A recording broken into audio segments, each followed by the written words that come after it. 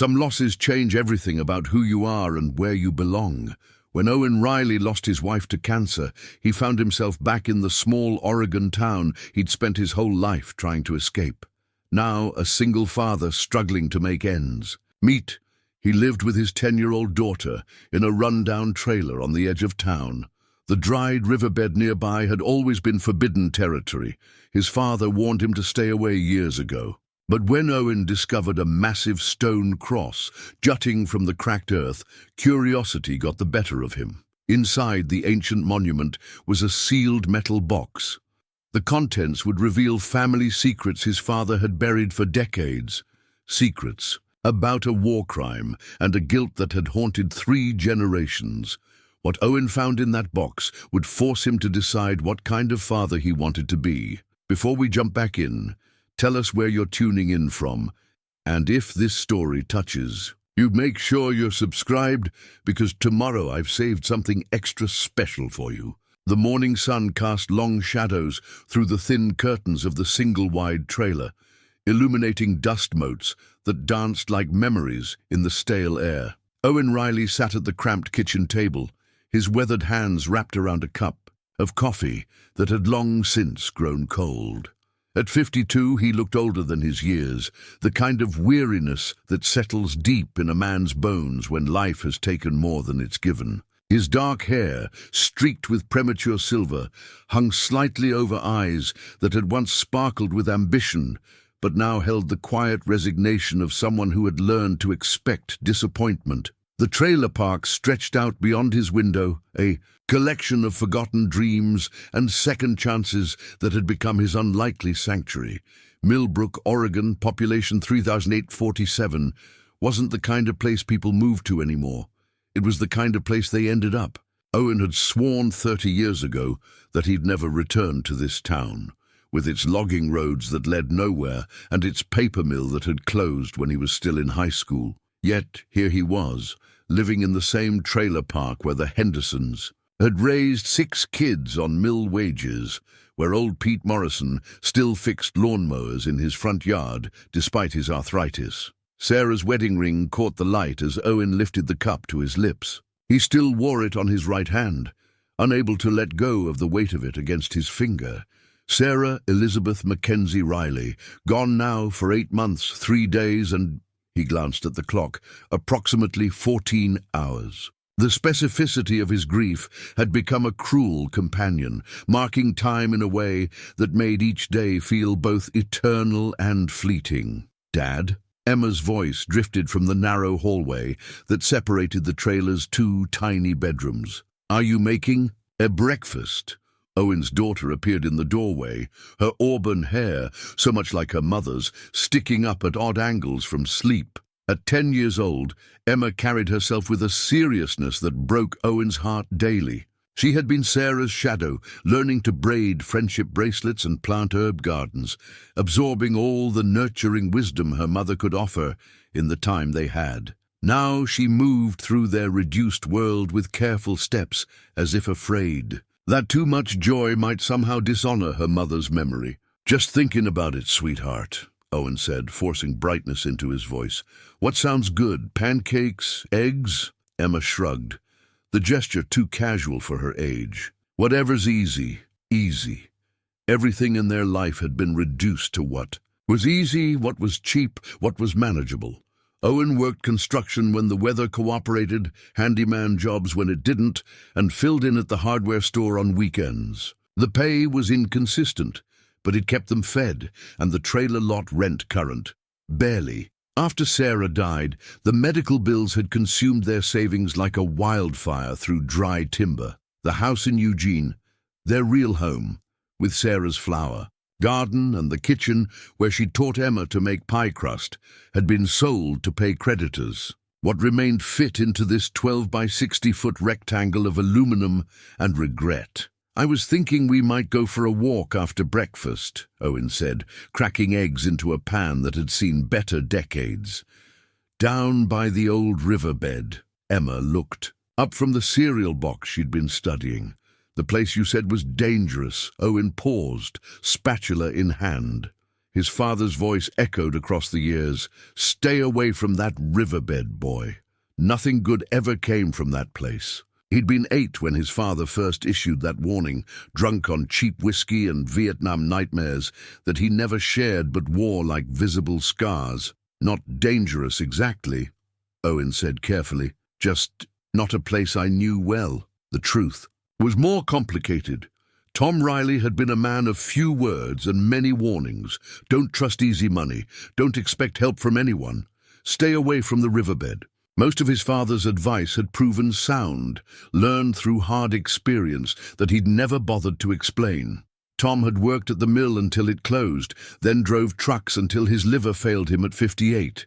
He'd been dead 15 years now, and Owen still found himself seeking approval that would never come. Emma ate her scrambled eggs in small, precise bites, while Owen watched her profile in the morning light. She had Sarah's delicate features, but Tom's stubborn chin, a combination that promised both beauty and determination in the years ahead. The thought of navigating her teenage years alone made Owen's chest tighten with a familiar panic. "Will you tell me about Mom today?" Emma asked. The question that came most mornings, sometimes directly, sometimes through sideways glances and careful silences. "What would you like to know?" "How you met her." Owen smiled, the first genuine expression that had crossed his face all morning. "At the county fair. She was running the ring toss game, and I was determined to win a giant stuffed bear for my then girlfriend. But you kept missing," Emma said, having heard this story countless times, but needing its familiar comfort. "Terrible aim. Your mother finally took pity on me and started giving me hints. Try standing a little to the left, she'd say. Maybe aim for the bottle in the back row. By the end of the night, I'd spent $20 trying to win a $5 bear, and you asked her out instead of giving the bear to your girlfriend. Seemed like the honorable thing to do. She'd earned it after all." Owen's voice softened. "Your mother always said I had terrible priorities, but excellent instincts." They finished breakfast in comfortable silence, and Owen found himself studying the trailer's confines with fresh eyes. The fake wood paneling, the narrow windows, the perpetual smell of propane and old carpet, none of it had been part of the plan. He and Sarah were supposed to grow old in their house with the wraparound porch, watching grandchildren play in the yard they'd never quite finished landscaping. Outside, Mrs. Henderson was hanging laundry on a line strung between 2 maple trees, her movements slow but determined. At 78, Dolores Henderson was the unofficial mayor of the trailer park, a position she'd held through 3 decades of arrivals and departures. She'd been kind to Owen and Emma since they'd arrived, bringing casseroles and offering to watch Emma when Owen worked late jobs. "Morning, Mrs. Henderson," Owen called through the screen door. She waved, clothespins held between her teeth, and pointed toward the riverbed with the kind of meaningful look that older people give when they have something to say but aren't sure. It should be said, Owen had been drawn to that dried stretch of earth since returning to Millbrook. During Sarah's illness, when the hospital walls felt like they were closing in, he'd drive the long way home just to pass the place where water had once run. The Millbrook River had been rerouted in the 1960s to accommodate the paper mill's expansion, leaving behind a meandering scar through the landscape. Nature had tried to reclaim it, blackberry vines and volunteer firs, creating a tangled wilderness that most people ignored. But something about the abandoned riverbed called to Owen. Maybe it was the way it mirrored his own sense of displacement. Or maybe it was simply the quiet that settled there in the evenings, when the rest of the world seemed too loud. He'd taken to walking its length after Emma went to bed, finding a peace that eluded him everywhere else. "Ready for that walk?" he asked Emma, who was already reaching for her jacket. They stepped out into the Oregon morning, where the air held the promise of rain that might or might not arrive. Emma walked beside him with the careful attention of someone who had learned that the adults in her life needed watching. She'd become his guardian as much as he was hers, a role reversal that both touched and worried him. The path to the riverbed wound through a stand of Douglas firs that had been planted as windbreaks decades earlier. Now they towered overhead, their canopy filtering the sunlight into patterns that shifted and danced with each breath of wind. Emma collected interesting rocks as they walked, filling her pockets with smooth stones and pieces of quartz that caught her eye. "Dad," she said as they approached the dried riverbed, "do you think Mom would like it here?" The question caught Owen off guard, as Emma's observations often did. He considered the landscape before them, the gentle slope of the bank, the wild tangle of vegetation, the way the morning light turned everything golden and hopeful. "I think she'd love how quiet it is," he said finally. "Remember how she always said she could think better when it was quiet?" Emma nodded solemnly and placed a smooth river stone on what might once have been the bank. "For Mom," she said simply, as they walked along the dried riverbed. Owen found his eyes drawn to irregularities in the landscape, places where the earth seemed to bulge or sink in patterns that didn't quite match the natural erosion. His father's warnings echoed in his memory, but for the first time they seemed less like protection and more like an invitation to discover what had been hidden. The sun climbed higher, burning off the morning mist and revealing the riverbed in sharp detail. Somewhere beneath their feet lay answers to questions Owen hadn't yet learned to ask. But as he watched Emma examine a butterfly that had landed on a thistle bloom, he felt the first stirring of something that had been dormant since Sarah's diagnosis. Curiosity about what came next. "Right here, sweetheart," Owen replied, stepping out of the bedroom and closing the door behind him. "How was school?" "Dad," Emma called. "Are you home?" Emma's footsteps on the trailer's metal steps announced her arrival. Owen took a deep breath, preparing to be the father she needed while wrestling with the son he was still learning to be. The school bus rumbled past the trailer park's entrance, its yellow bulk visible through the kitchen window. Owen quickly moved the box to his bedroom closet, tucking it behind winter coats that still smelled faintly of Sarah's perfume. Whatever secrets his father had buried would have to wait a little longer. He carried the box into the trailer and set it on the kitchen table, where it seemed to dominate the small space despite its modest size. Emma would be home in 20 minutes. 20 minutes to decide how much of this revelation he was ready to process and how much a 10-year-old girl needed to know about the grandfather she'd never met. Owen managed a weak smile. Something like, "That Mrs. Henderson, you look like you've seen a ghost, Owen," she called. Mrs. Henderson was watering her flower boxes when Owen pulled into the trailer park. She waved, then paused, studying his face with the sharp attention of someone who had watched too many people carry burdens they couldn't share. Driving home with the box beside him on the passenger seat, Owen felt as though he were carrying a live grenade. Emma would be getting off the school bus soon, expecting to find her father ready with a snack and questions about her day. How could he pretend normalcy when his understanding of his family's history had just been shattered? The sun was beginning to set by the time Owen carefully returned everything to the metal box and closed the stone cross. His mind reeled with implications and questions that he wasn't ready to face. His father, the cautious, bitter man who had never spoken of his military service, had buried secrets here that explained everything about the person he'd become. Owen's throat tightened as he read. This wasn't a letter to anyone in particular. It was a confession, written to purge a conscience that had been carrying an unbearable weight. "I don't know if I'll ever have the courage to share this," the letter began. "But if something happens to me, someone should know what we did, what I saw, what I should have stopped, but didn't." The phrase sent a chill through Owen. He reached for one of the letters, unfolding it carefully. The handwriting was definitely his father's, though younger and less careful than the few notes Owen had kept from his adult years. Owen turned the photograph over and found a date written in faded ink, May 1971, Firebase Charlie. Below that, in the same handwriting, "Before everything changed," his father.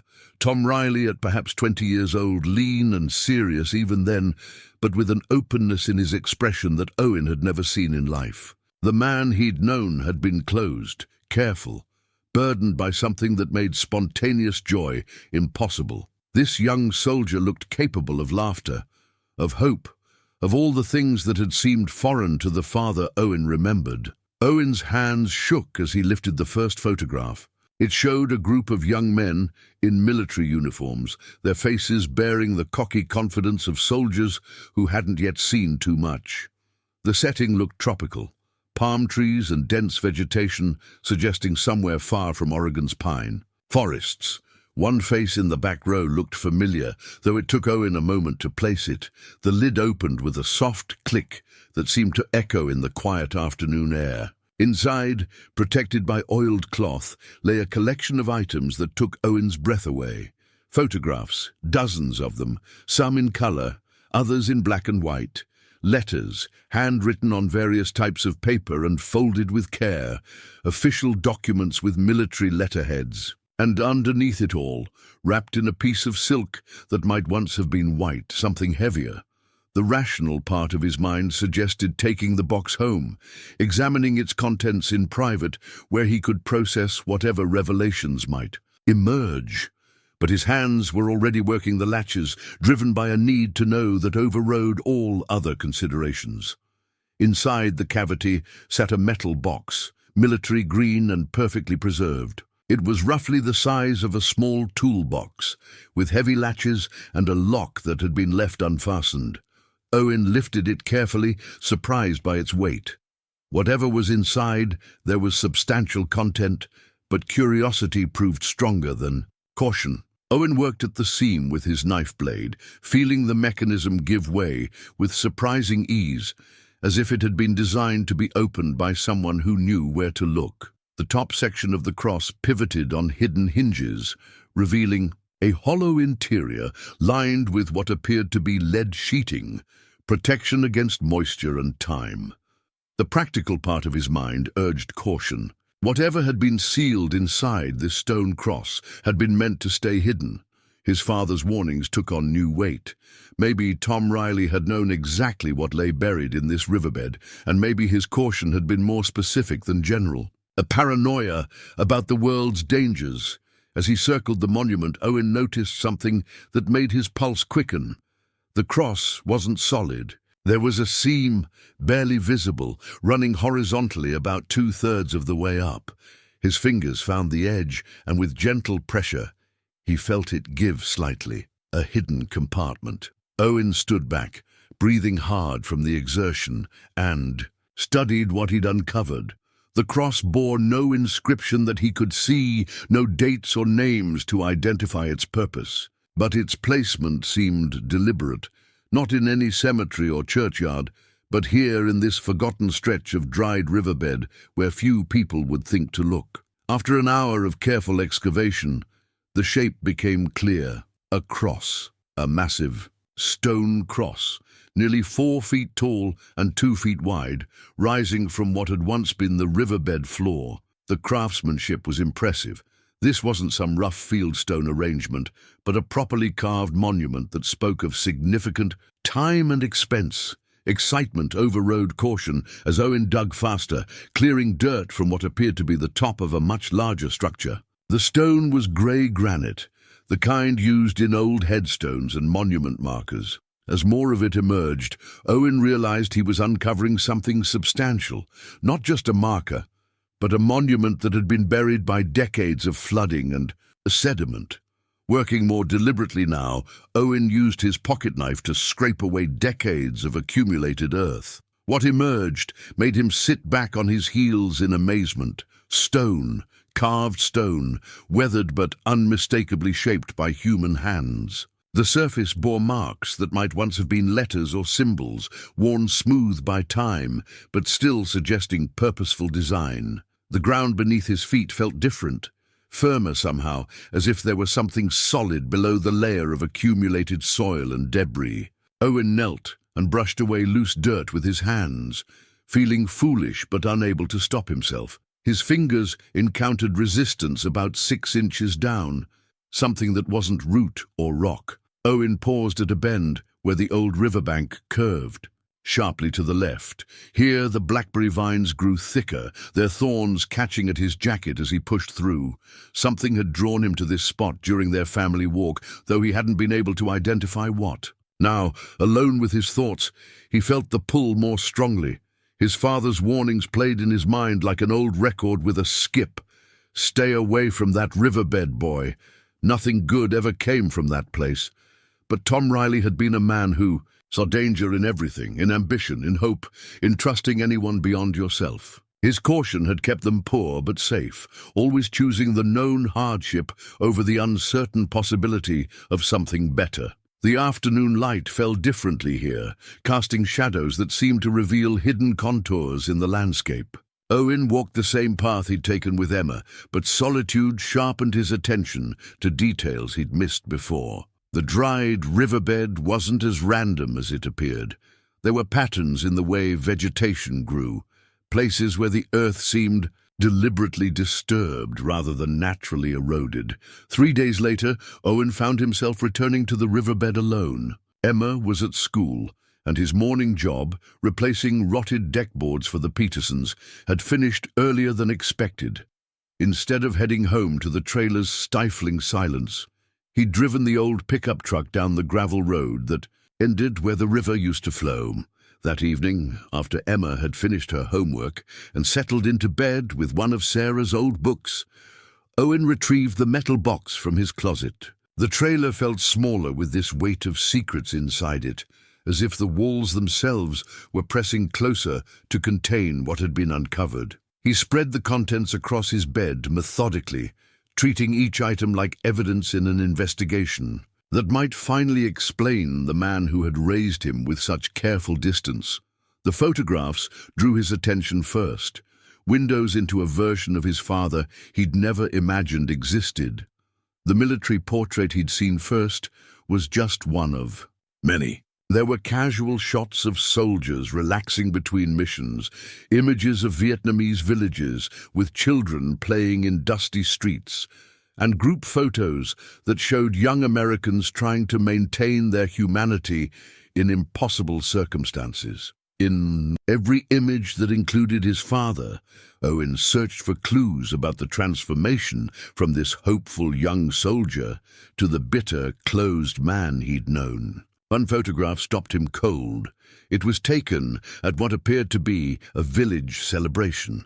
Vietnamese families gathered around tables laden with food, American soldiers mingling with the locals in an atmosphere that looked genuinely friendly. His father stood beside a young Vietnamese woman who was laughing at something he'd said, her hand resting lightly on his arm. The ease between them suggested familiarity, perhaps even affection. Owen turned the photo over. In his father's younger handwriting, Lynn and her family, An Hoa Village, March 1971, good people. They deserve better than what's coming. The ominous final phrase sent a chill through Owen. He set the photograph aside carefully and reached for the first letter, the one he'd begun reading by the riverbed. In the privacy of his bedroom, with Emma safely asleep, he could absorb its full impact. I don't know if I'll ever have the courage to share this, but if something happens to me, someone should know what we did. What I saw. What I should have. Stopped, but didn't. They told us the village was harboring enemy fighters. They told us we were protecting American lives. Maybe some of that was true, but what happened to the people who tried to help us was something else entirely.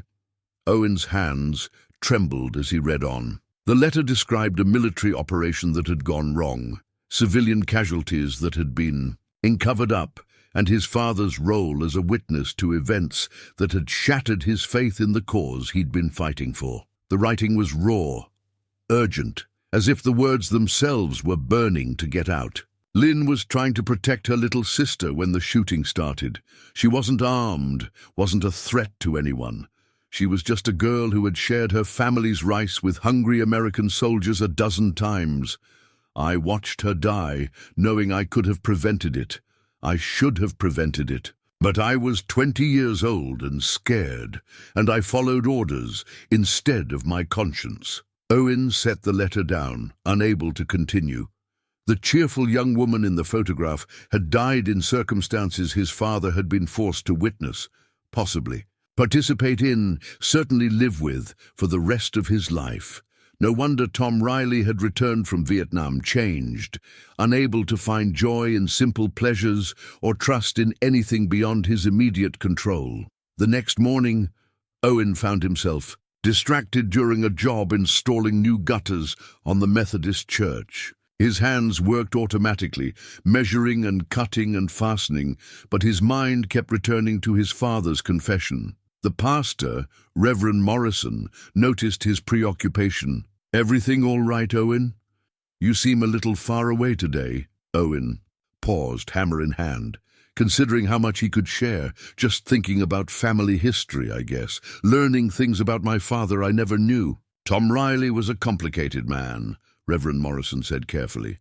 He'd been serving this community for 30 years, long enough to remember Owen's father in his prime. Carried himself like someone with a heavy load, never talked much about his military service. Did you know he served in Vietnam? Suspected it. The timeline fit, and he had that look. You learn to recognize it in men who've seen too much war.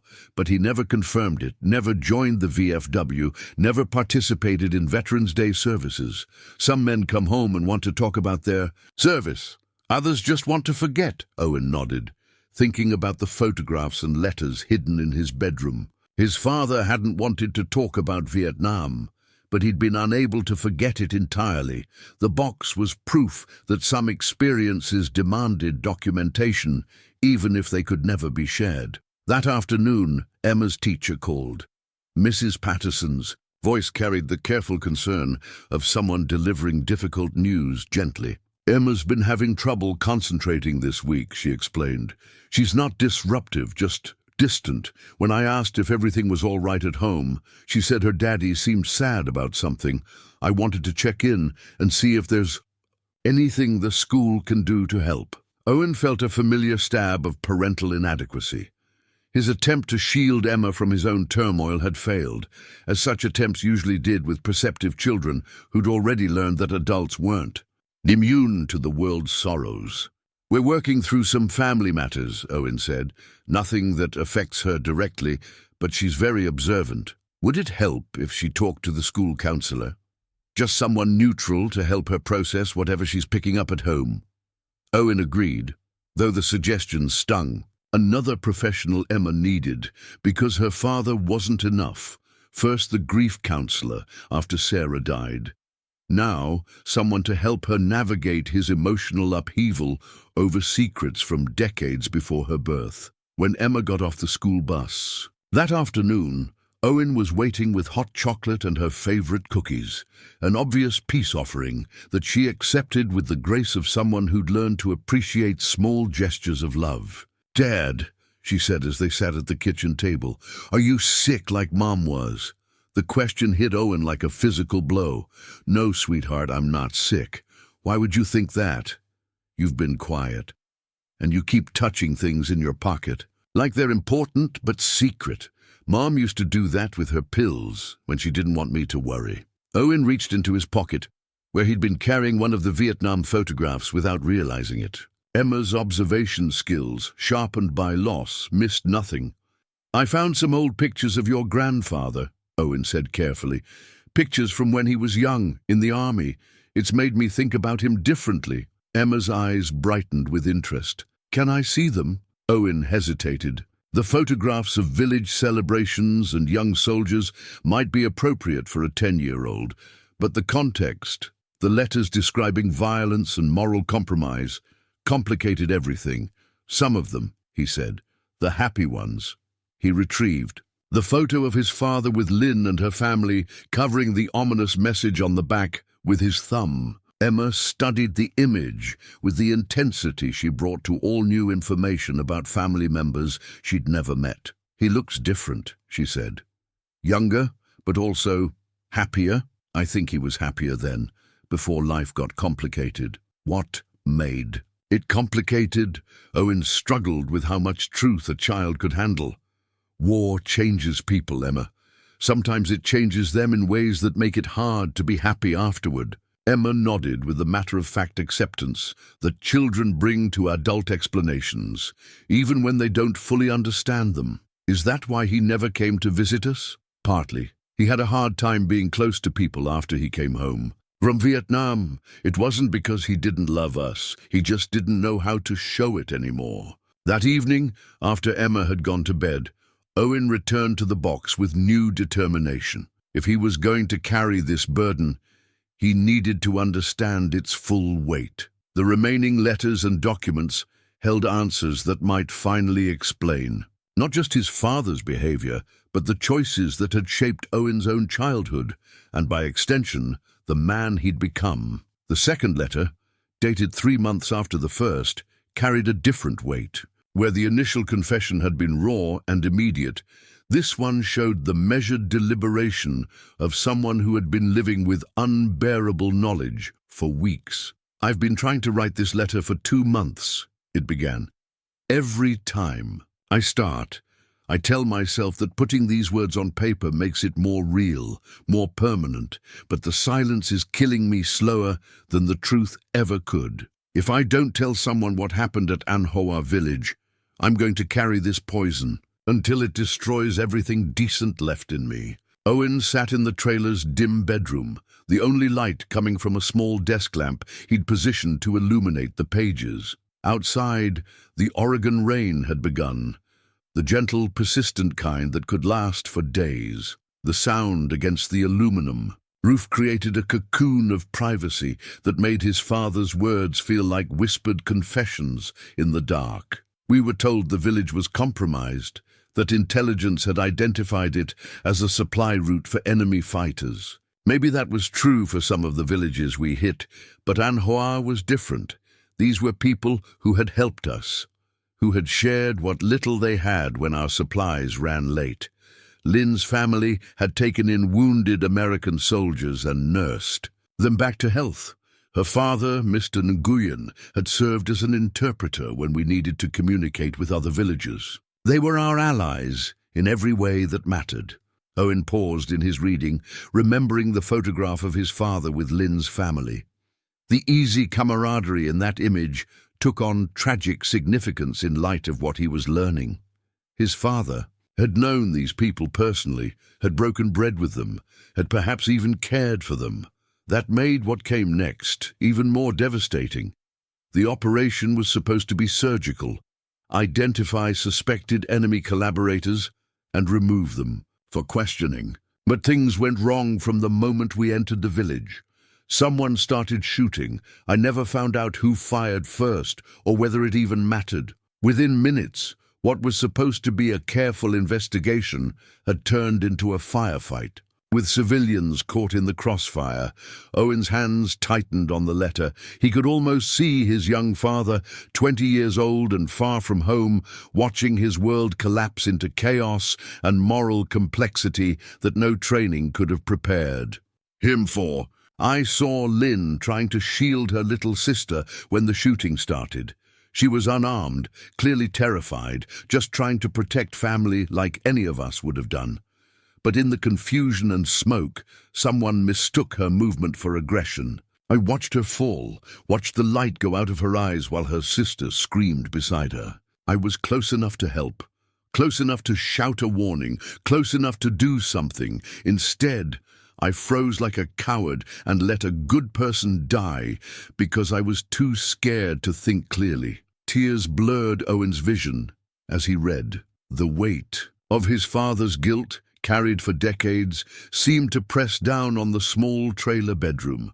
No wonder Tom Riley had been unable to form close relationships, unable to find joy in simple pleasures, unable to be the father Owen had needed. How could someone who had failed so catastrophically to protect an innocent person ever trust themselves to protect anyone else? The letter continued with technical details about the cover-up that followed, the way official reports transformed, A tragedy into a successful military operation.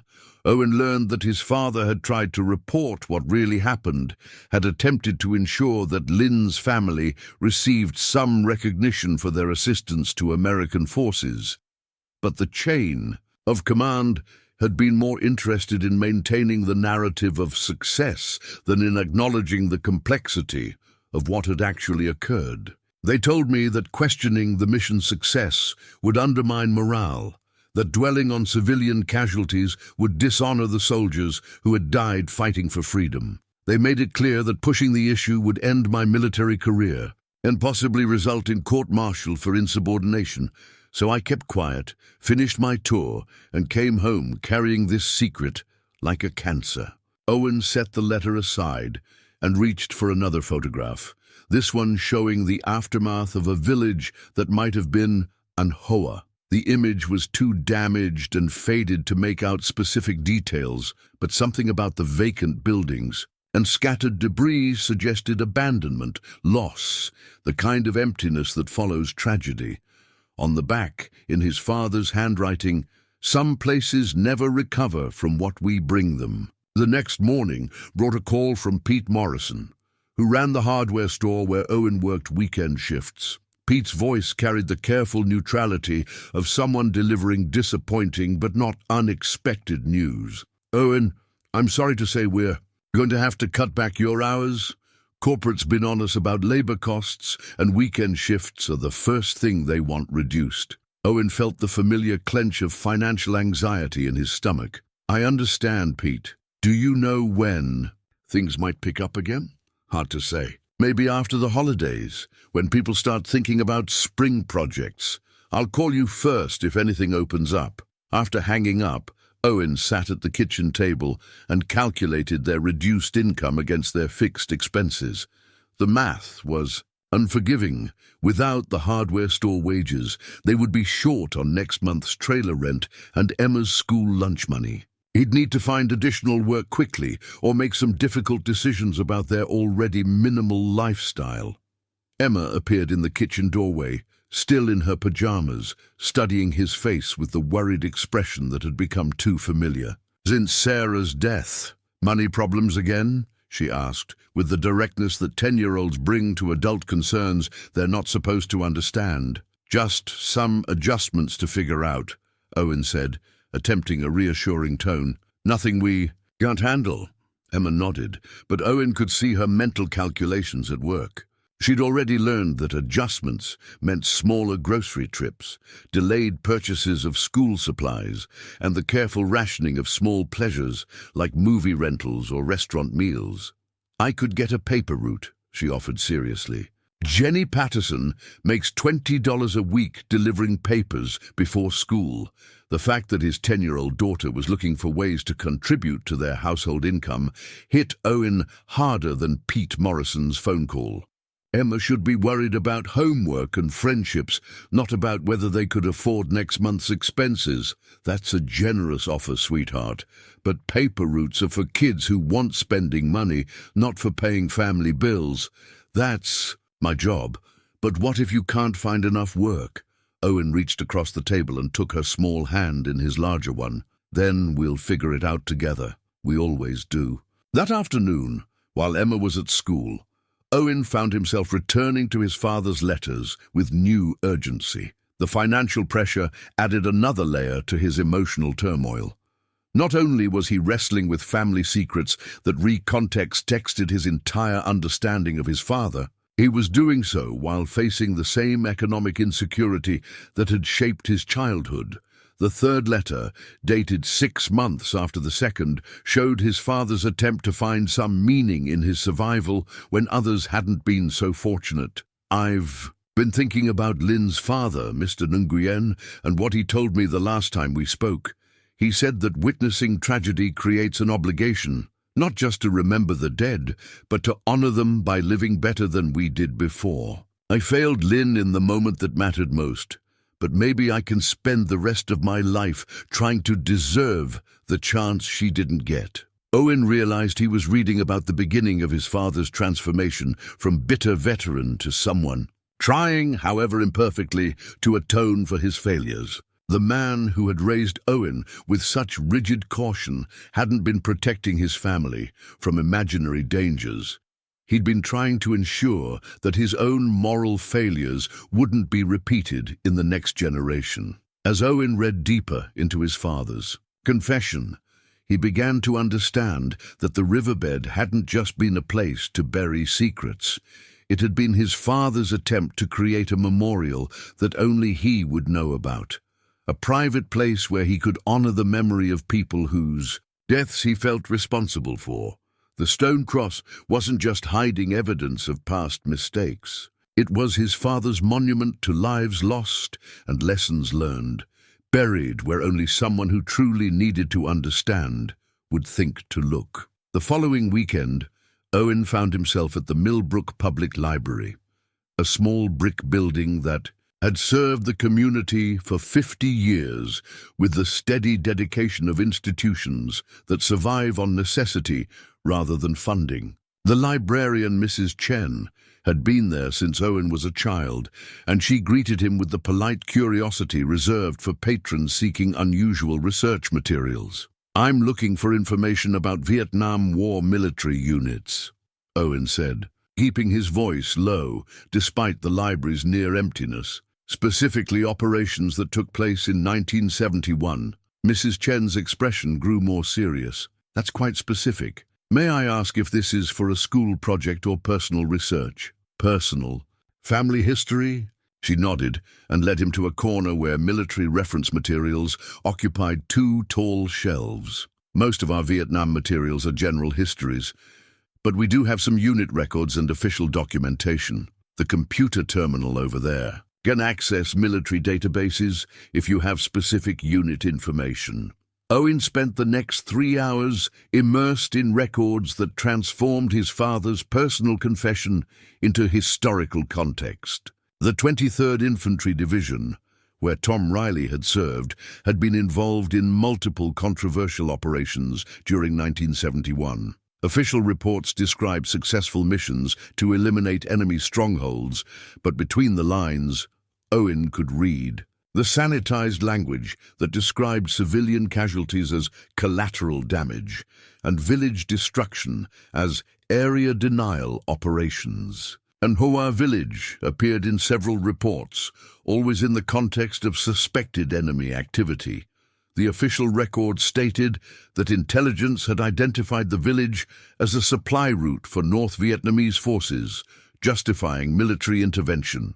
What the reports didn't mention were the families like Lin's who had helped American soldiers, the complexity of allegiances in a war where yesterday's allies could become tomorrow's enemies based on circumstances beyond their control. One document made Owen's breath catch, a casualty report from the An Hoa operation. Listed among enemy combatants eliminated was an entry that simply read, "Female, approximately 20 years of age, killed while resisting detention." No name, no acknowledgement of her family's assistance to American forces, no recognition of the person his father had known as Lin. The reduction of a human life to a single line of bureaucratic text felt like a second death. Owen understood now why his father had been driven to write his own account. The official version erased not just Lin's identity, but her humanity. When Owen returned to the trailer that afternoon, he found Emma sitting at the kitchen table, with homework spread before her, but her attention focused on something else entirely. She looked up as he entered, and he recognized the expression. She had questions that had been building while he was away. "Dad," Mrs. Henderson came by while you were gone. She said she remembered Grandpa Tom from before he went to war. She said he was different when he came back. Owen set his jacket on the back of a chair and sat across from Emma. Mrs. Henderson, he realized, might be one of the few people still alive who had known his father as a young man. What else did she say? That he used to laugh more. And that he was sweet on some girl before he joined the army, but when he came home, he never talked to her again. Mrs. Henderson thinks the war broke his heart. Owen felt a complex mix of emotions, gratitude for Mrs. Henderson's memories, but also a protective instinct about how much of his father's story Emma should know. She was already carrying too much adult knowledge for someone her age. War changes people, Emma, sometimes in ways they can't control. Is that why you've been sad since you found those pictures? The question caught Owen off guard. Emma's perceptiveness continued to surprise him, her ability to connect his emotional state to events she only partially understood. I've been learning things about your grandfather that help me understand him better, but also things that are sad to know. Emma nodded thoughtfully. Mom used to say that understanding someone doesn't always make you feel better about them, but it helps you forgive them. Sarah's wisdom, delivered through their daughter's memory, hit Owen with unexpected force. His wife had possessed an intuitive understanding of human complexity that had made her an exceptional teacher and mother. Now, months after her death, her insights were still guiding their family through difficulties she couldn't have anticipated. That evening, after Emma had gone to bed, Owen walked to Mrs. Henderson's trailer. She was sitting on her small porch despite the October chill, wrapped in a quilted robe and drinking tea from a ceramic mug that looked older than Emma. "I thought you might come by," she said without preamble. "Emma's a bright child," she asks. "The right questions." Owen took the lawn chair beside hers, grateful for the darkness that made conversation easier. "She said you knew my father before the war." Tommy Riley was the sweetest boy in our high school class. Quiet, but kind. He had plans, wanted to be a teacher, maybe coach baseball. He was good with younger kids, patient in a way that would have served him well in education. Owen tried to reconcile this description with the distant, cautious man who had raised him. What happened when he came back? Mrs. Henderson was quiet for a long moment, choosing her words carefully. He came home angry, not loud angry. Tommy was never that, but angry at the world, at God, at himself most of all. He'd been sweet on Betty Morrison, the pastor's older sister, before he left. When he came back, she tried to reconnect with him, but he wouldn't have it. Said he wasn't fit for decent company anymore. Did he ever talk about what happened over there? Not to me. But I lived next door to his parents then, and I could hear him some nights. Nightmares, I think. His mother worried herself sick about him. She thought getting married and starting a family might help him settle. But Tommy seemed determined to punish himself for something none of us understood. Owen felt pieces of his father's story clicking into place. The emotional distance, the refusal to accept happiness, the warnings about trusting people or taking risks. All of it stemmed from a young man who had watched someone he cared about die because of his perceived failure to act. "The riverbed," Owen said quietly. "Did he ever go there when you were young?" Mrs. Henderson turned to look at him directly. "That's where he proposed to Betty, spring of 1970, right before he shipped out. Said it was the most peaceful place. He knew where he could think clearly. After he came back, I never saw him go there again." The revelation added another layer of tragedy to Owen's understanding. His father had chosen to bury his secrets in the same place where he had once planned. His future with someone he loved. The riverbed had been transformed from a symbol of hope into a repository of guilt and regret. As Owen walked back to his own trailer, he found a small object in his mailbox that made his heart race. Wrapped in tissue paper was a blood-stained Vietnamese identification card with a note in his father's handwriting. "If you found the box, you need to understand who she really was." The ID card bore a photograph of a young woman whose smile matched the one in his father's military photos. Lin Nguyen, born 1951. Occupation listed as teacher. She had been 19 when she died, younger than Owen had been when Emma was born, younger than seemed possible for someone who had shown such kindness to foreign soldiers far from home. Owen stood in the trailer park's dim lighting, holding the identification of a woman who had died 50 years ago, but whose memory had shaped his entire family's trajectory. His father hadn't just buried evidence of a war crime. He had created a memorial for someone whose life had mattered, whose death had consequences that rippled across decades and oceans to shape the man Owen had become. The next morning, Owen called in sick to his construction job and drove to the Oregon Historical Society in Portland, 2 hours south of Millbrook. Lynn's identification card sat in his wallet like a talisman, its presence both comforting and disturbing. He needed to understand not just what had happened to her, but who she had been before that terrible day in 1971. The research librarian, Dr. Patricia Yamamoto, specialized in Southeast Asian immigration and refugee experiences. When Owen explained his quest to learn about a Vietnamese civilian who had helped American forces, she guided him to archived materials that painted a broader picture of the war's impact on ordinary people.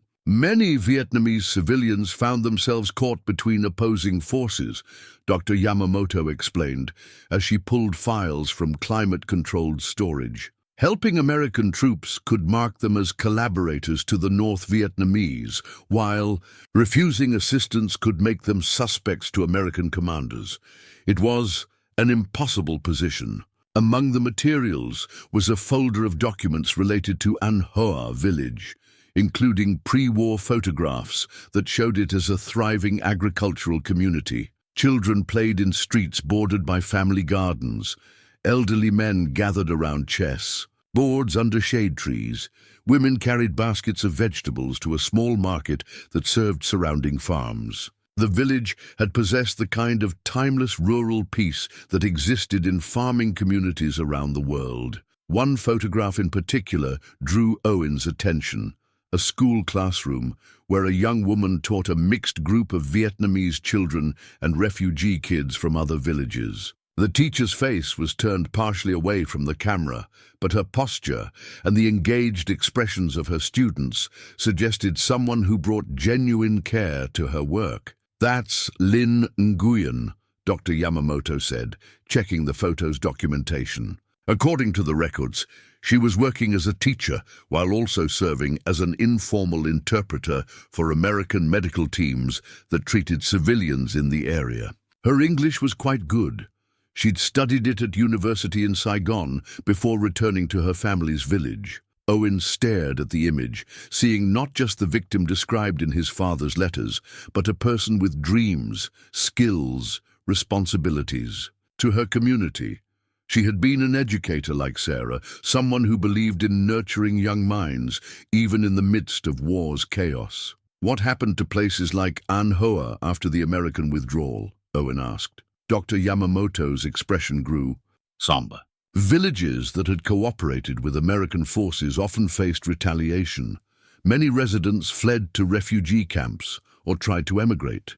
The social fabric of rural Vietnam was torn apart in ways that took generations to repair. Driving back to Millbrook that afternoon, Owen felt the weight of understanding settle over him. His father hadn't just witnessed one woman's death.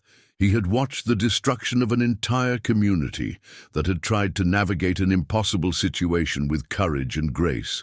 No wonder the guilt had consumed him for the rest of his life. Emma was waiting when he returned, sitting on the trailer's front steps with a math homework sheet that clearly wasn't holding her attention. She looked up as he approached, and Owen saw his own searching expression reflected in her young face. "Did you find what you were looking for?"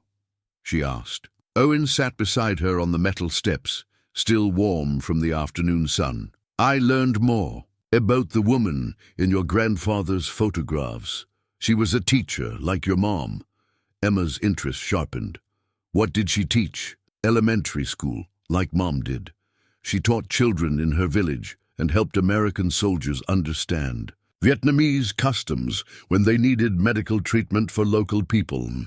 "And she died in the war?" Owen chose his words carefully.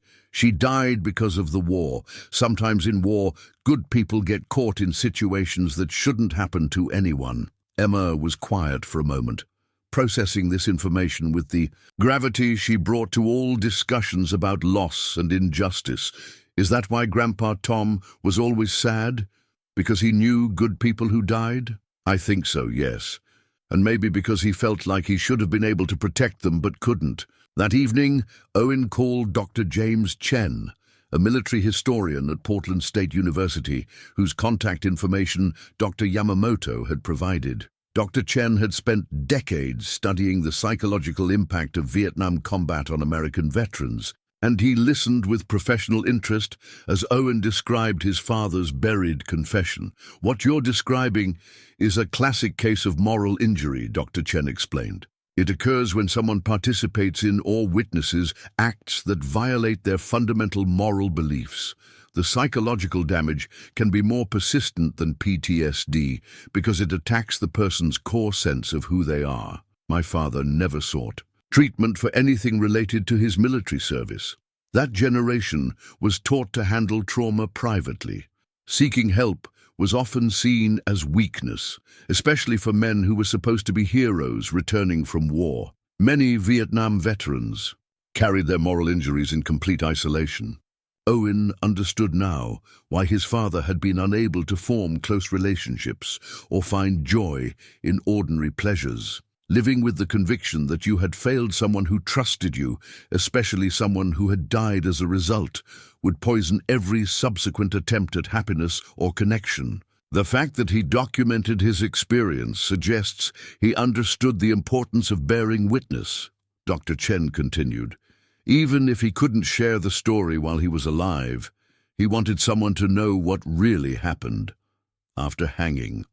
Owen returned to the metal box and found a military map among the documents he hadn't yet examined thoroughly.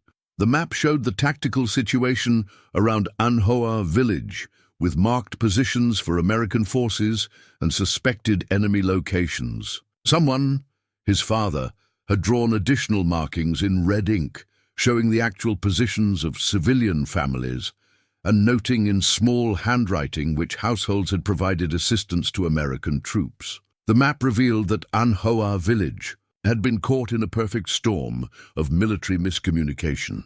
Intelligence reports had identified enemy activity in the area, but those reports had failed to account for the complex relationships between American forces and local civilians. When the operation began, soldiers had been prepared for combat with enemy fighters, not for the moral complexity of a situation where allies and enemies lived in the same households. Owen traced his finger along the paths his father would have walked 50 years ago, seeing how young soldiers moving through unfamiliar terrain could have misinterpreted Lin's protective actions as threatening. The tragedy hadn't been the result of malicious intent, but of a system that reduced human complexity to tactical objectives. At the bottom of the map, his father had written a single line that captured the essential tragedy. "We came here to fight monsters and found only people trying to survive."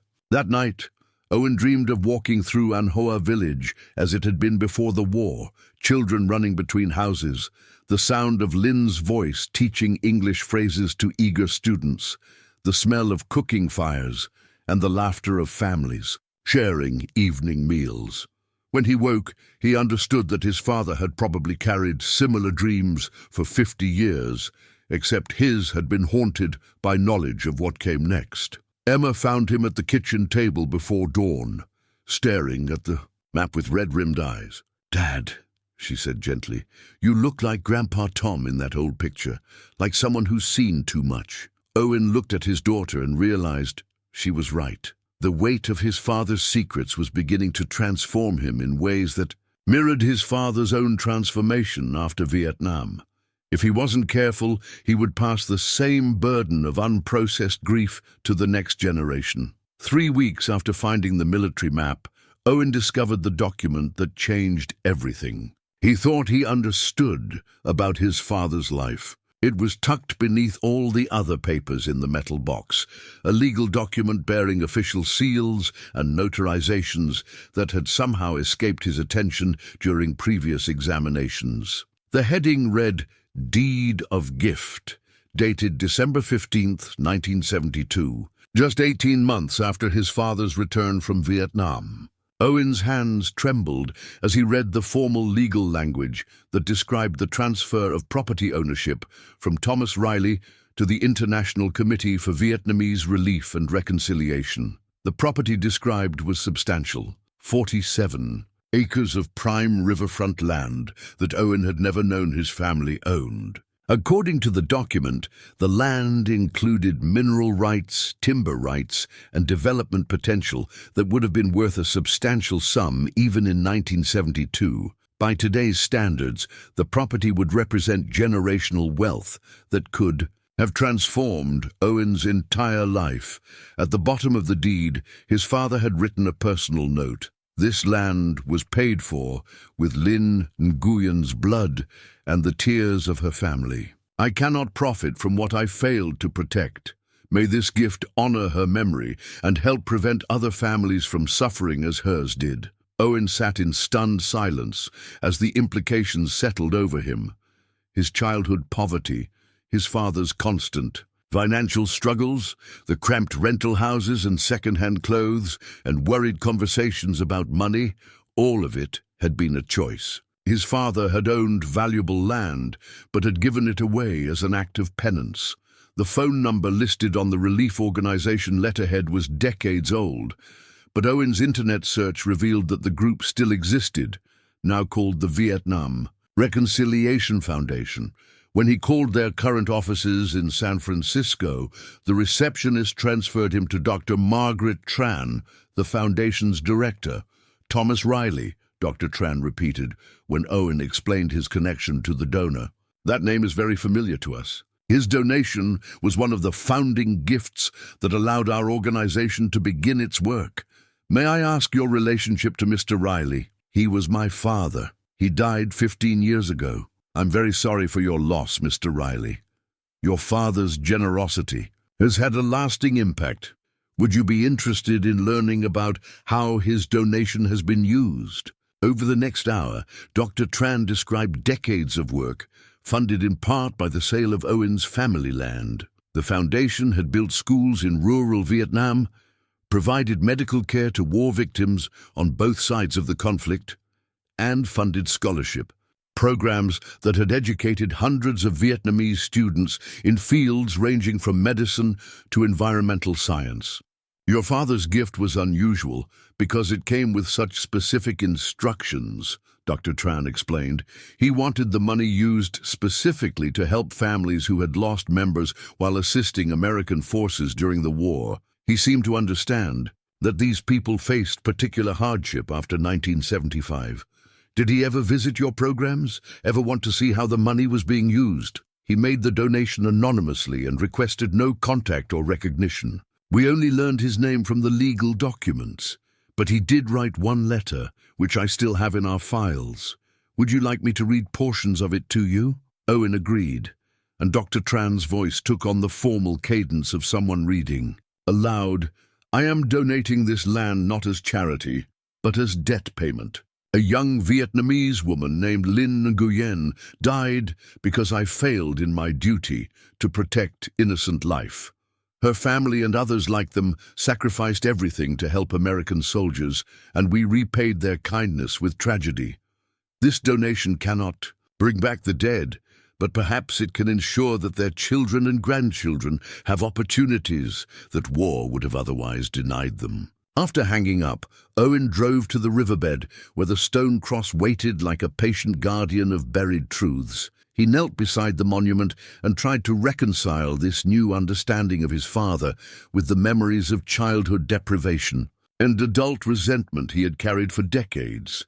His father hadn't been a failure who couldn't provide for his family. He had been a man so consumed by guilt that he had chosen poverty as punishment, ensuring that his own comfort never exceeded what he felt he deserved. The land donation had been an act of moral courage that had shaped Owen's entire life without his knowledge. That evening, Emma noticed the documents spread across the kitchen table when she returned from school. She studied the deed with the careful attention she brought to puzzles and problems that interested her. Dad, what's a deed? Of gift, Owen explained as simply as he could that his father had owned land worth a lot of money but had given it away to help people in Vietnam. Because of the lady teacher who died? Yes, because he felt responsible for what happened to her and wanted to do something to help her community recover. Emma was quiet for a long moment, processing this information. So we've been poor because Grandpa Tom felt bad about the war? The blunt accuracy of her summary hit Owen like a physical blow. That's part of it. Yes. Was he right to give the money away? Owen struggled with the question that had been consuming him since reading the deed. Part of him felt angry at being denied opportunities that the land sale could have provided. Better schools for Emma, financial security, the ability to help Sarah during her illness without worrying about medical bills. But another part of him recognized the moral courage required to sacrifice personal comfort for the welfare of strangers on the other side of the world. I don't know, Emma. I think he was trying to do the right thing, but it meant difficult consequences for our family. Mom used to say that sometimes doing the right thing costs more than we want to pay, but that doesn't make it wrong. Once again, Sarah's wisdom delivered through Emma's memory provided clarity that Owen couldn't achieve through his own analysis. His father had chosen a form of atonement that required sacrificing not just his own comfort, but his family's prosperity. Whether that choice had been morally justified would be a question Owen would wrestle with for the rest of his life. That night, Owen called Mrs. Henderson and asked if she could watch Emma for an hour while he visited his father's grave. The Millbrook Cemetery sat on a hill overlooking the town, its weathered headstones arranged in neat rows that reflected the community's modest prosperity over several generations. Tom Riley's grave was marked with a simple granite stone that bore only his name, birth and death dates, and the words, "Beloved Father." No mention of military service, no acknowledgement of the sacrifice that had shaped his adult life, no hint of the moral complexity that had driven him to give away his family's future for the sake of strangers. Owen knelt beside the headstone and spoke aloud for the first time to the father he was finally beginning to understand. "I found your letters, Dad. I found the deed and learned about the foundation. I understand now why you made the choices you did, but I'm not sure I can forgive them yet. You took away choices from me and Emma that we should have been able to make for ourselves. But I also see the courage it took to put strangers' welfare ahead of your own family's comfort. I don't know if that makes you a saint or a coward, but it makes you more complicated than I ever knew." The wind moved through the cemetery's old oak trees, carrying the scent of approaching winter and the promise of seasons turning as they always had, indifferent to human struggles, with questions that had no perfect answers. Owen placed a small stone on his father's grave, a tradition he'd learned from Sarah, who had always believed that remembering the dead required physical acts of acknowledgement. Walking back to his truck, Owen realized that finding his father's secrets had created new obligations. The land was gone, donated decades before Emma was born, but the moral questions it raised were now his to wrestle with. How much should one generation sacrifice for the mistakes of another? What did children owe to parents who had chosen principle over prosperity? And most importantly, what kind of father did Owen want to be for Emma? One who protected her from difficult truths, or one who trusted her to understand the complexity of human choices? The stone cross in the riverbed no longer seemed like a simple repository of family secrets. It had become a monument to the terrible difficulty of living ethically in a world where doing right often meant choosing suffering, and where the consequences of moral choices rippled across generations in ways that could never be fully predicted or controlled. The discovery of the land deed had created a restlessness in Owen that made normal routines feel impossible. For days, he found himself walking the dried riverbed at dawn and again at dusk, carrying his father's confession letters like a breviary that demanded constant consultation. The stone cross had become more than a marker. It was a focal point for questions that seemed to multiply rather than resolve with each new piece of information he uncovered. Emma noticed the change immediately. At breakfast one morning, she set down her cereal spoon, and studied her father with the directness that still surprised him. "Dad, you're doing that thing again, where you look at everything but don't see anything." Owen forced his attention back to the present moment.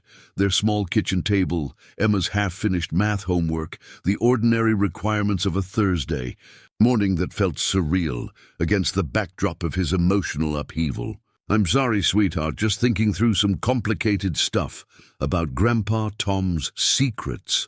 The ease with which Emma named what had been consuming him reminded Owen that children often possessed a clarity that adults spent years trying to recover. "Yes, I'm trying to figure out what to do with what I've learned." Emma considered this with the seriousness she brought to all adult problems that affected their family. "What are the choices?" Owen hadn't expected the question, but it forced him to articulate possibilities that had been churning in his mind without clear definition. "I could put everything back in the box and try to forget about it.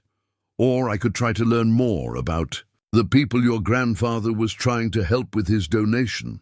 Or I could find a way to tell other people about what he did, so his sacrifice doesn't stay secret forever." Which one feels right? Owen looked at his daughter and saw Sarah's moral clarity reflected in features that were becoming more defined each day. Emma was growing into someone who would ask the difficult questions and expect honest answers, even when those answers were uncomfortable. "I think he buried those letters because he wanted someone to find them eventually, someone who would understand why he made the choices he did.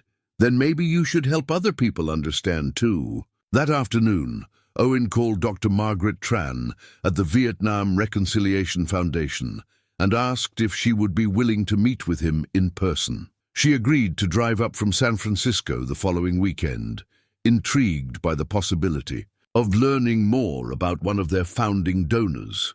While he waited for her visit, Owen began researching other members of his father's military unit, using names from the photographs and military records he'd found.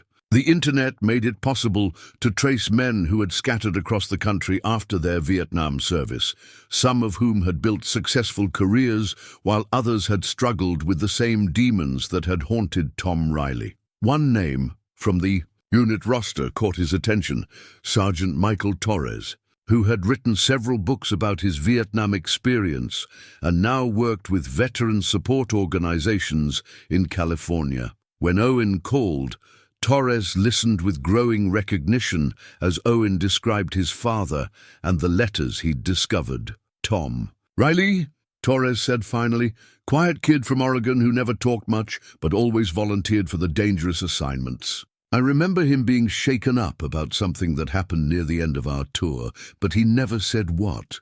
Did you know about the An Hoa village operation?" There was a long silence before Torres answered. "I was there, son. I was one of the soldiers who fired shots that day. We all carried pieces of what happened for the rest of our lives."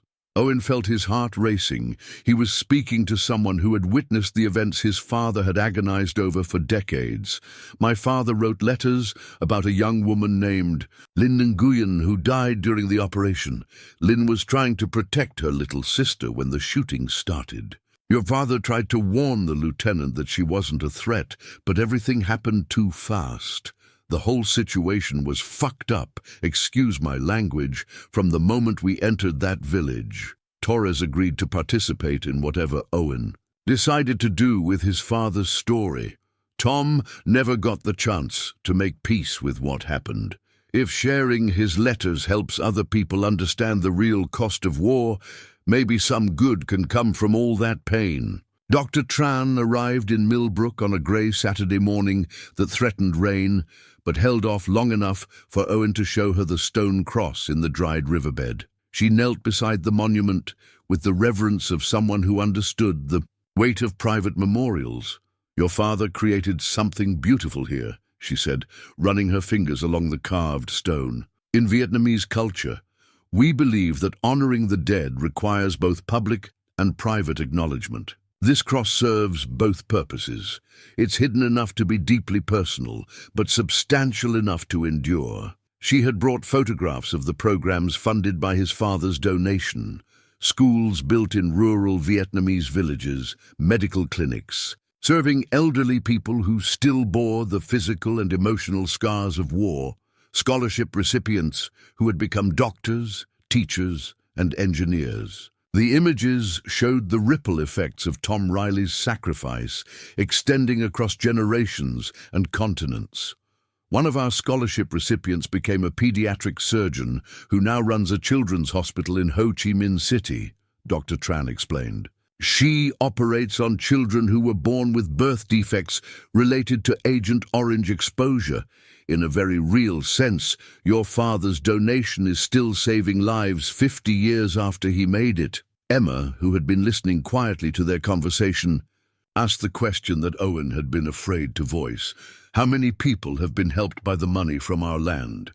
Dr. Tran smiled at the directness of the question. Thousands, directly. But when you count the families of the medical professionals we've trained, the students taught by the teachers we've educated, the communities served by the infrastructure we've built, the impact reaches tens of thousands of people. That evening, after Dr. Tran had returned to San Francisco, Owen sat with Emma at the kitchen table and opened his father's military box completely for the first time in her presence. At the very bottom, wrapped in silk that had yellowed with age, lay the item he had been saving for last. "What is it, Dad?" Emma asked as Owen carefully unwrapped the final artifact. Inside the silk was a purple heart medal, its ribbon faded, but the bronze heart-shaped medallion still bright.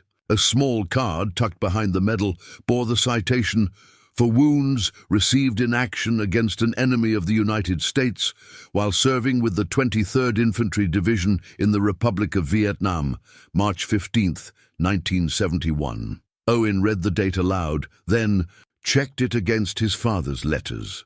March 15th was 2 weeks before the An Hoa village operation. His father had been wounded, shot while trying to help evacuate Vietnamese civilians from a combat zone, according to the citation, and had continued serving despite his injuries. The man who had spent Owen's childhood diminishing his own worth had been, by any measure, a genuine war hero. "He never told anyone about this," Owen said, holding the medal up to catch the kitchen light. "Never applied for veterans' benefits, never joined the VFW, never even mentioned that he'd been decorated for valor." Emma reached out to touch the medal gently. Maybe he didn't think he deserved it after what happened to the teacher lady. The simple observation captured something Owen's more complex analysis had missed. His father had been unable to reconcile his heroic actions with his perceived failures, so he had chosen to focus on the latter while denying himself recognition for the former. "Emma," Owen said, making a decision that had been building for weeks, "how would you feel about having a memorial service for your grandfather, something where we could tell people about the person he really was, including the difficult parts?"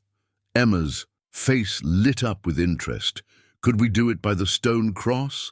That seems like where he would want people to remember him." Owen nodded, feeling a sense of purpose that had been missing since Sarah's death. His father's story, the complete story, including both his heroism and his guilt, his sacrifice and its cost, deserved to be told. Not just for Tom Riley's memory, but for Emma's understanding of the family she came from and the choices that had shaped her world. "Yes," he said, "we'll do it by the cross, and we'll invite everyone who needs to understand what kind of man your grandfather was."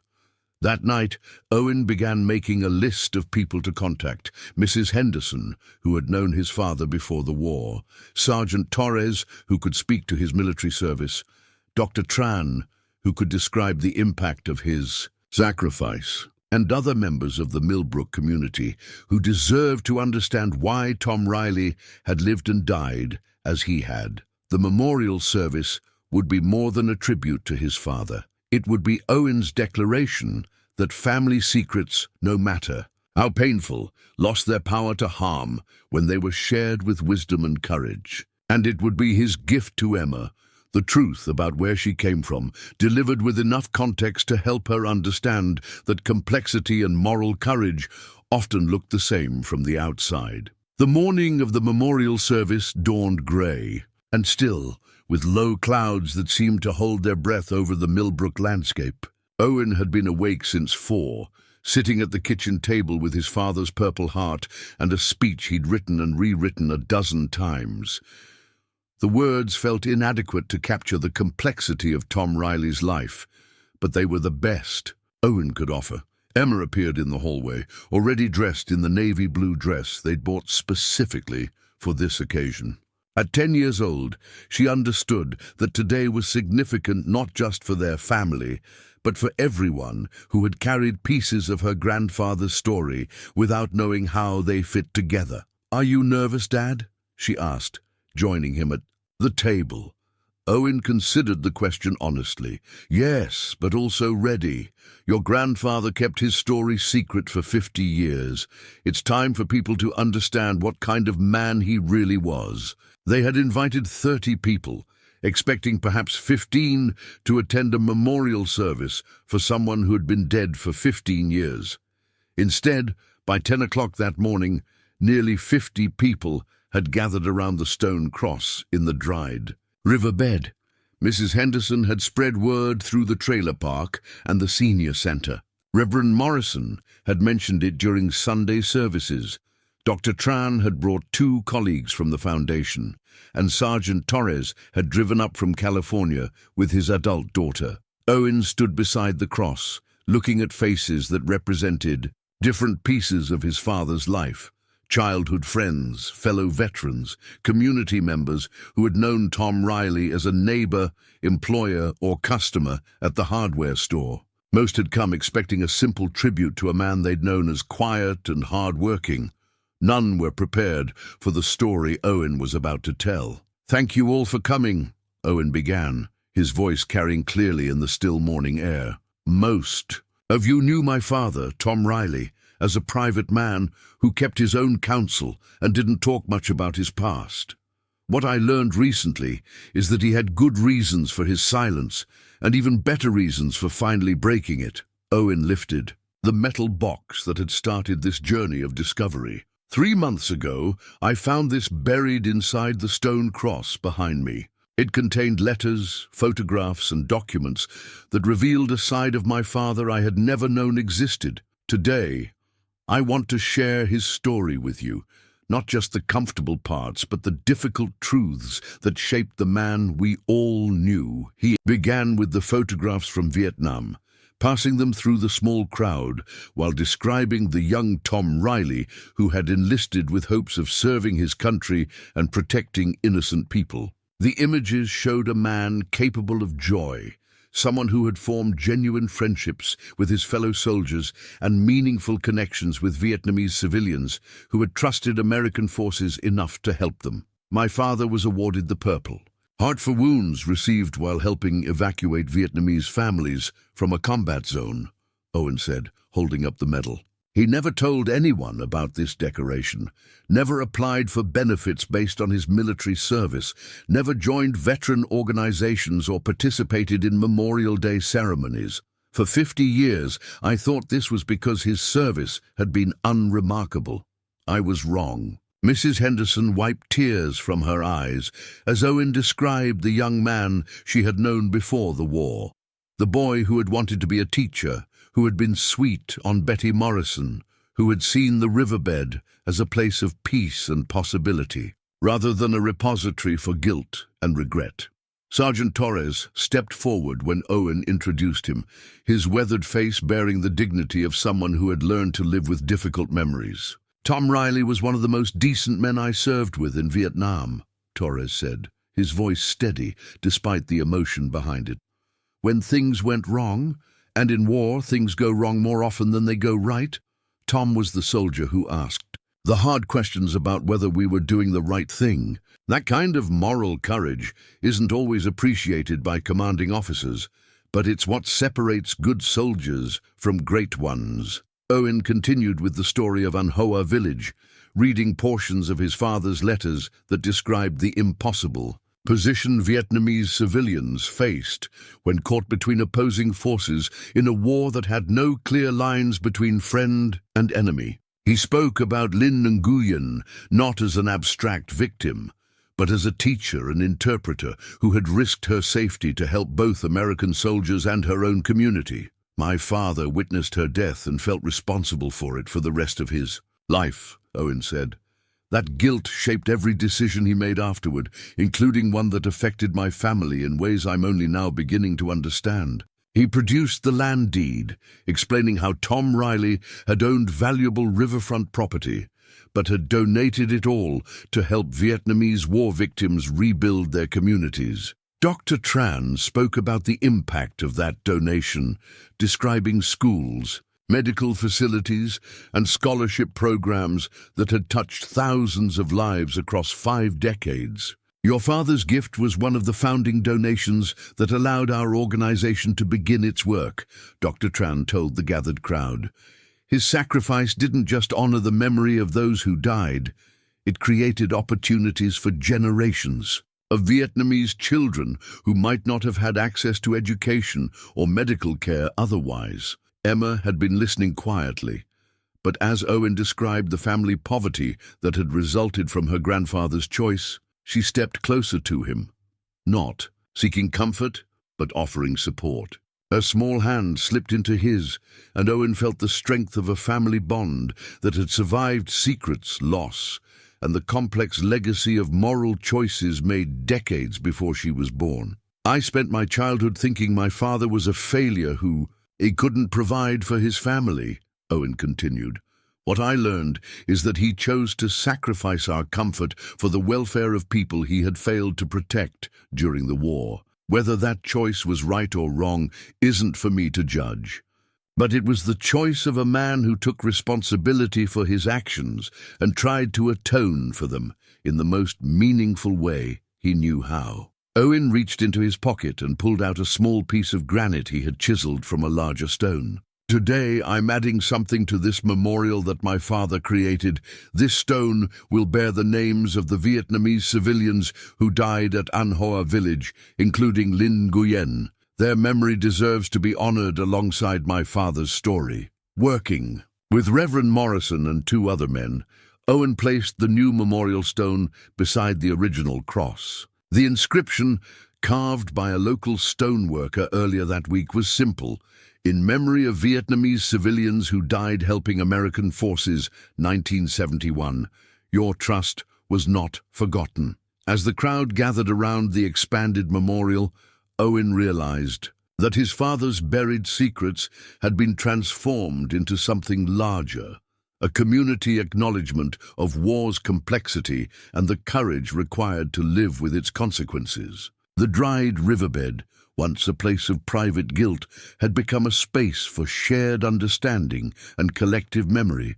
Mrs. Henderson was among the last to leave, and she paused beside Owen as others made their way back to the parking area. Your father would be proud of what you've done today, she said. He spent 50 years carrying this burden alone. Now the whole community can help carry it. Owen nodded, feeling lighter than he had since finding the metal box months earlier. The secrets that had shaped his family's history were no longer his alone to bear. They had become part of Millbrook's collective memory, woven into the town's understanding of itself and its connection to larger historical events. Emma tugged at his sleeve as they prepared to leave the memorial site. Dad, do you think Grandpa Tom can see what we did today? Owen looked at his daughter, then at the stone cross and its new companion memorial, then at the faces of people who had stayed to help clean up after the service. I think he can see that his story finally found people who were ready to understand it, and I think he'd be proud that you were brave enough to help tell it. As they walked back toward the truck, Owen carried his father's purple heart in one hand and Emma's small fingers in the other. The weight of family secrets had been replaced by the lighter burden of shared truth, and the dried riverbed behind them had been transformed from a hiding place into a monument to the possibility of redemption through community and courage. That evening, after the last of the memorial service attendees had departed and the dried riverbed had returned to its usual quiet, Owen found Emma at the kitchen table with a sheet of notebook paper, writing with the careful concentration she brought to important schoolwork. "What are you working on, sweetheart?" he asked, settling into the chair beside her. "A letter," Emma said without looking up from her careful cursive, "to Grandpa Tom." Owen felt his throat tighten. "Would you like to share it with me?" Emma nodded and cleared her throat before reading aloud. "Dear Grandpa Tom, today Dad told everyone about the secrets you kept and why you kept them. I learned that you were a hero who got hurt trying to help people, and that you gave away our family's money to help more people after you came home from the war. I used to wonder why you never visited us or sent birthday cards like other grandpas. Now I understand that you were carrying something too heavy to let you be happy with your own family." She paused, looking up at Owen. "Is it okay to tell him I forgive him for making us poor?" Owen's eyes filled with tears. "I think that would mean everything to him, Emma." She continued reading. "I want you to know that I forgive you for the hard choices you made, and I'm proud that you tried to fix what went wrong, even though it cost our family a lot. Dad says you buried your story because you wanted someone to find it someday who would understand. I think Dad understands now, and so do I. I hope you're not sad anymore, and I hope you know that the lady teacher you couldn't save would be happy about all the children who got to go to school because of your gift." Emma set down the letter and looked at her father with serious eyes. "Can we take this to his grave tomorrow?" "Of course we can," Owen managed to say. "I think he would love to hear from you." The next morning brought news that transformed their private memorial into something larger. Reverend Morrison called to tell Owen that the story had been picked up by the regional newspaper, and that reporters wanted to interview him about his father's donation to the Vietnamese relief organization. By noon, Owen's phone was ringing, with calls from veterans groups, historical societies, and documentary filmmakers interested in telling Tom Riley's story to broader audiences. "Dad," Emma said, as Owen finished his third interview of the day, "are you going to be famous?" Owen laughed, the first genuine laughter he'd felt in months. "I don't think so, sweetheart, but your grandfather's story might help other people understand some things about war that are hard to talk about." Dr. Tran called that afternoon with news that surprised even Owen. "The Vietnamese government has learned about your father's story through our foundation's connections," she said. "They would like to officially recognize his contribution to Vietnamese war recovery efforts. It's unprecedented for them to honor an individual American veteran this way." "What kind of recognition?" Owen asked. "A formal ceremony at their embassy in San Francisco with a plaque that would be displayed at the museum they're building to honor Americans who helped Vietnamese civilians during and after the war. Your father would be the first veteran recognized specifically for post-war humanitarian efforts." Owen found himself overwhelmed by the irony.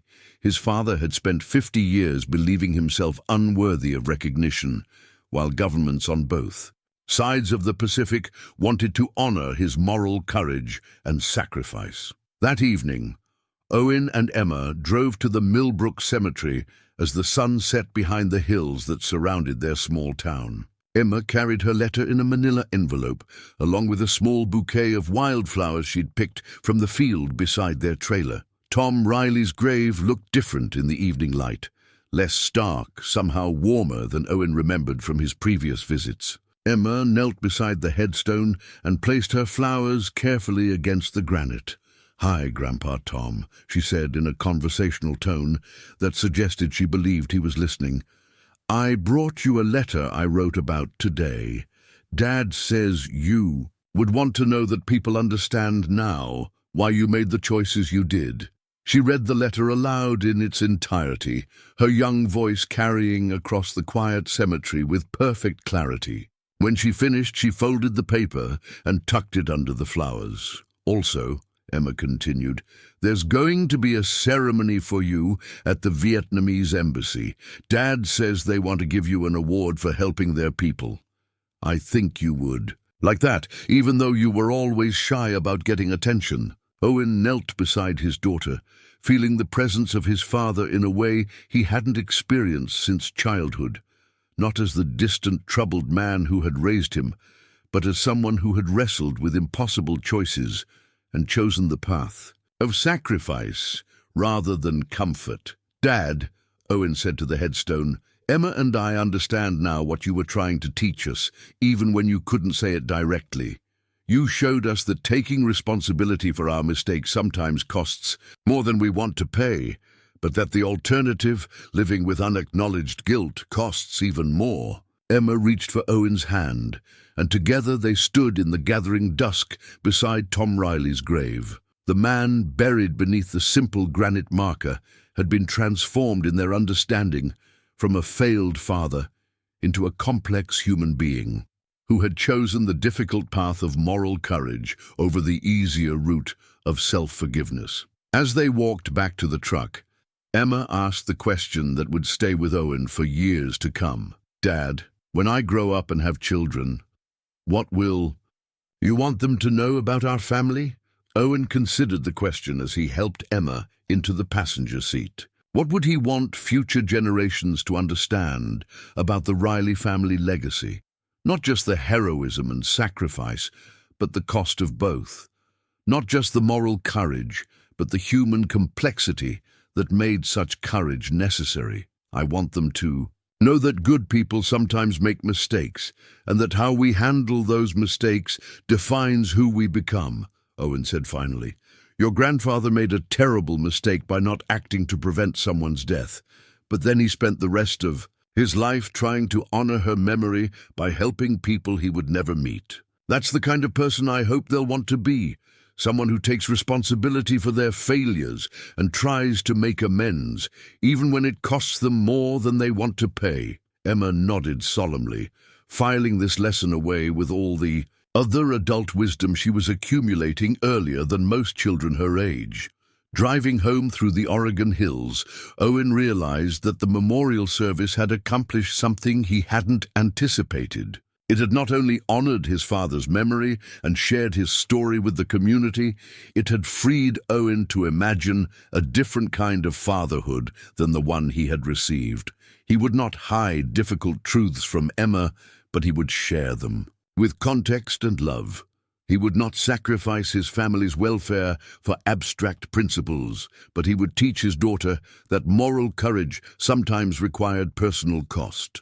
Most importantly, he would trust Emma to understand complexity rather than protecting her from it, because understanding complexity was what allowed people to make ethical choices when they faced their own impossible situations. The stone cross in the dried riverbed would remain as a memorial to Tom Riley's attempt to atone for his failures. But it would also serve as a monument to the possibility that family secrets, when shared with wisdom and courage, could become sources of strength rather than shame for the generations that inherited them. 6 months after the memorial service, Owen stood in the doorway of what had once been his and Emma's cramped trailer bedroom, now transformed into Emma's personal space in the small house they'd been able to rent on the better side of Millbrook. The change hadn't come from any sudden windfall. His father's donated land was long gone, but from the steady accumulation of opportunities that had followed his decision to share Tom Riley's story. The memorial service had connected Owen with a network of people who valued the kind of careful, honest work he provided. Reverend Morrison had recommended him for a church renovation project that led to similar jobs throughout the county. Dr. Tran had introduced him to other families of veterans who needed help maintaining memorial gardens and monuments. Most significantly, the local historical society had hired him to oversee the creation of a permanent Vietnam Memorial Park on land donated by the city, with the dried riverbed as its centerpiece. Emma appeared in the hallway, dressed for school, but carrying a manila folder that suggested she had something important to discuss before the day began. "Dad, I finished my essay for the Veterans Writing Contest," she said, holding up the folder. "Would you like to read it?" Owen had learned to trust Emma's judgment about when she needed his attention for something significant. He settled into the chair beside her desk, noting how much more spacious this room felt compared to their trailer bedroom, where she'd once done homework on a card table. Emma's essay was titled, "The Grandfather I Never Met, a Story About Courage and Consequences." She had written with the clarity and emotional honesty that had become her trademark, beginning with her memories of wondering why she didn't have grandparents like other children, then moving through her father's discovery of the buried secrets, and concluding with her own understanding of moral complexity. "Some people think courage means not being afraid," Emma had written.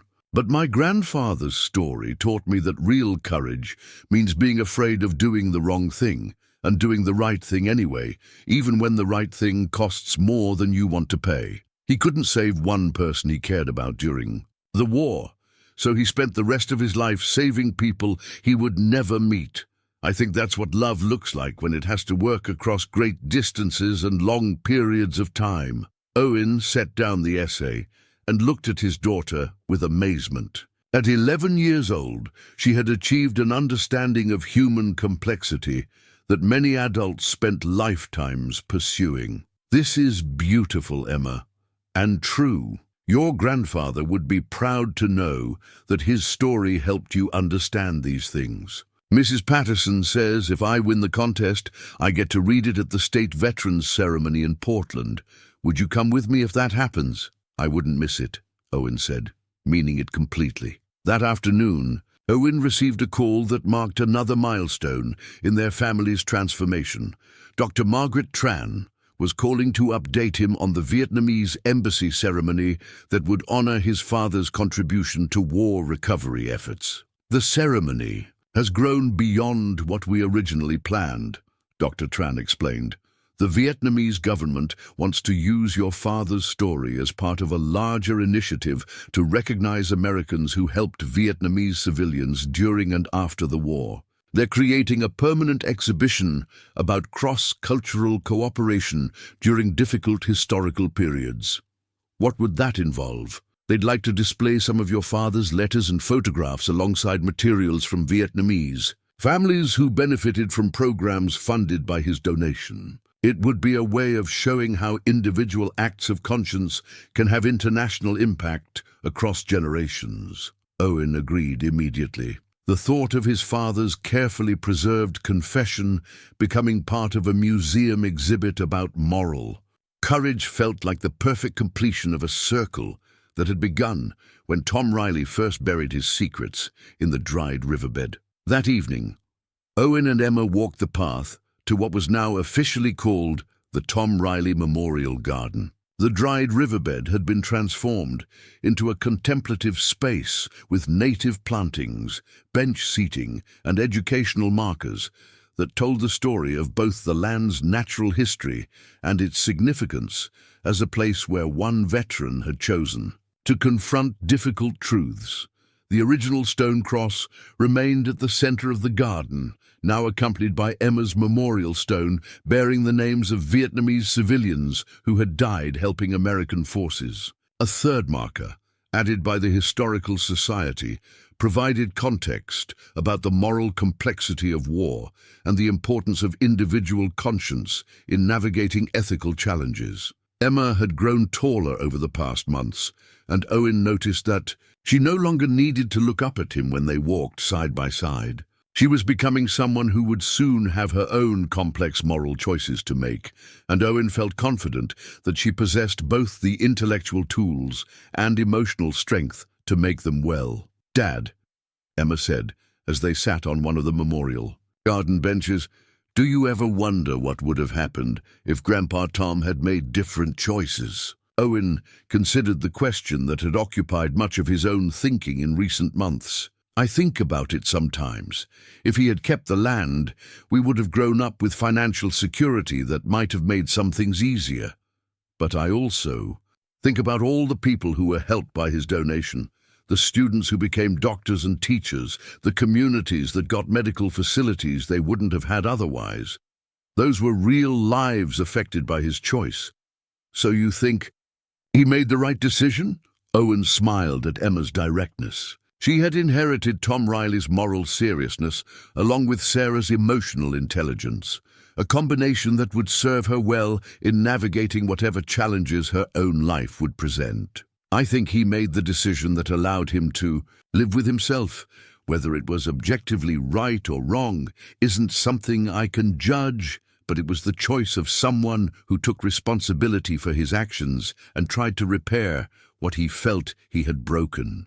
Emma nodded, satisfied with this answer, in the way she was satisfied when adult explanations acknowledged complexity rather than pretending that difficult questions had simple answers. As they walked home in the gathering dusk, Owen reflected on how completely their lives had been transformed by his decision to dig deeper into the secrets buried in the dried riverbed. They had better housing, more stable income, and a sense of connection to their community that hadn't existed when they lived in the trailer park's isolation. But more importantly, Emma had gained an understanding of her family's history that included both its moral courage and its human cost. The stone cross that had started this journey of discovery would remain in the memorial garden as a reminder that individual conscience, exercised with courage and sustained over time, could create changes that extended far beyond what any single person could imagine. Tom Riley had buried his secrets, believing that his failures defined him. Owen had unearthed those secrets and discovered that his father's attempts at atonement had been the most meaningful part of his life. In the small house that had become their home, Emma settled at her desk to finish homework while Owen prepared dinner with ingredients they no longer had to ration carefully. The financial security was welcome, but the emotional peace that came from understanding their family's story was invaluable. Later that evening, as Owen tucked Emma into bed, she asked one final question that would stay with him long after she had grown up and begun making her own moral choices. "Dad, when I have children someday, will you tell them about all of this? About Grandpa Tom and the lady teacher and the stone cross and everything we learned?" Owen kissed her forehead and promised that he would.